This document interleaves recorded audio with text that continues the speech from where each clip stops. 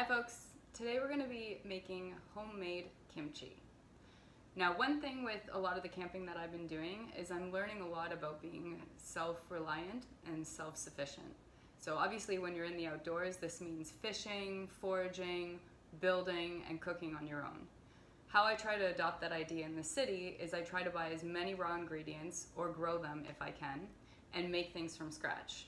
So kimchi is one of my favorite things. I love to eat it on its own or add it to different foods. It's packed with a lot of flavor and loaded with ingredients and really good for your gut bacteria. To start off, we need some Napa cabbage.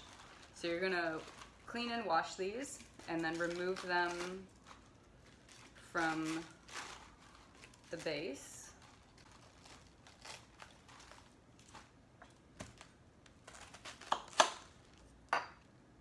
So we're gonna take the Chinese cabbage and we're just gonna cut it lengthwise.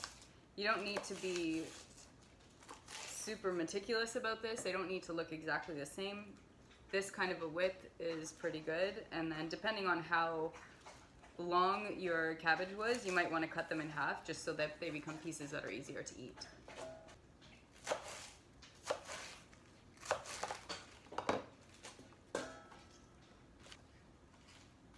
I've actually never made this recipe before. I'm super excited to see how it turns out. I do buy quite a bit of kimchi, which is not cheap.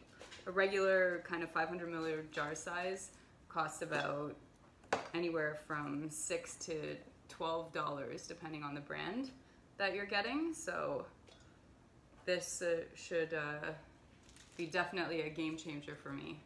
Also, once I try this recipe and if it is successful, I'm very excited to kind of play with the flavors a little bit. You can also make kimchi out of many different things really. Essentially it's just fermented, usually fermented cabbage, but you can do, I've seen eggplant used for kimchi. Obviously any of the other lettuces can be used. I've seen Brussels sprouts used for kimchi. So we're gonna take kosher or sea salt, and you're gonna add a 1/4 cup of salt and massage it into the lettuce. And massage it into the cabbage. There we go. You just wanna make sure that you're mixing it all around, coating as much of it as you can. So once that's done, you're gonna add 3, 4, 5 cups of water, depending on how much cabbage you've used. Essentially, you wanna have all of the cabbage nested underwater. So just fill it up to the top. Filtered water is recommended. And then you're gonna take a plate and press it down. And then we're gonna set this aside for about 3 hours minimum, or you can set it aside overnight if you really want the salt to kind of soak in there. So once your cabbage has been saturated with the salt water, we're gonna drain it or strain it and run it under some cold water for a couple minutes just to get off all of the excess saltiness.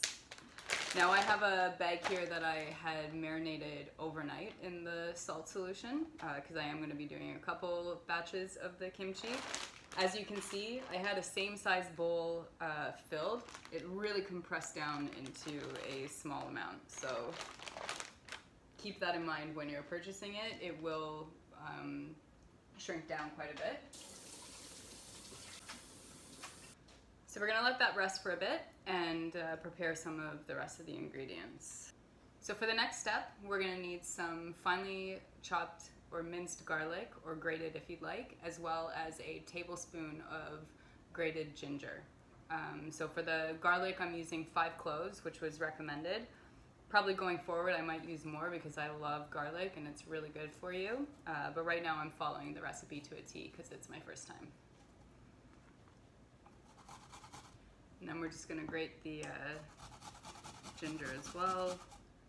Now that we have our grated garlic and ginger, we also need to prep some nori sheets. So we're just gonna cut them into little strips, very similar to the way that we did the cabbage, just nice thin strips, and then maybe cut them into some shorter pieces. This is a really great way to add a umami flavor to kimchi. Some kimchi recipes require fish sauce, which give it that flavor initially, but this will allow the kimchi to pick up on those flavors. So the next step is to make our chili paste. So what we need for that is a teaspoon of sugar. We also need 3 to 5 tablespoons of Korean chili flakes. So if you don't love spice, you're probably going to want to go with 3. If you do love spice, then maybe 5 or 6 is right for you. So the nori will go in with that as well. We need to add a tablespoon of water, and then we're just going to mix that all together till it becomes a fine paste. So that's basically the end result of my nori and Korean chili paste. I had to add a little bit of extra water, but you can basically tell you want the seaweed to kind of mush down. And yeah, you just want to have a nice kind of consistency like that. We're going to process our daikon radish. So again, just like the cabbage, we're going into thin strips and then maybe a little bit shorter pieces. And we'll be combining everything together. Not being too fancy about my cutting. I like when kimchi has a bit of texture to it, so I'm not afraid of the slightly larger pieces. So we're gonna add all of our ingredients into the bowl now. So you've got your daikon, we're gonna add the garlic, the ginger, most importantly our cabbage. All goes in the bowl there. And then we're gonna add our chili paste. You just wanna get a really nice coating on everything. This is already smelling really, really good. We've got our kimchi there, just ready to be jarred. I'm just going to clean up and I'll be back in a sec. So the last step, we just need to jar the kimchi. So do that as carefully as possible.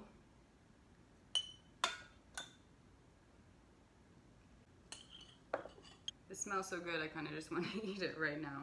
So once you have the jar pretty nice and full, you're just going to add a bit of brine, which is made from 2 cups of water and a tablespoon of salt. Just slowly add it, let it kind of seep down there. So leave a little bit of room at the top, and then we're just going to seal it and set it aside on the counter for 24 hours. So after 24 hours, you're going to want to release all of the gas from the jars. So simply you just need to remove the lids, give a few minutes for the gas to release, clean off the jars because you will have some seepage from the brine and the gas building and pushing the brine out of the jars, which is totally normal.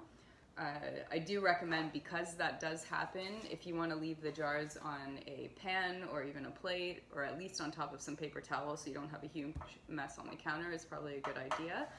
And then you can reseal all the jars and store them in the fridge and use them as you please.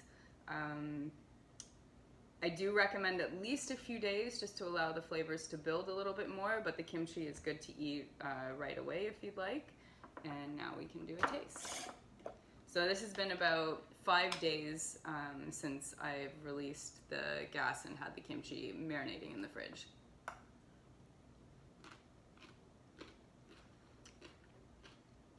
Really good, really spicy. I'm actually quite impressed with the level of spice.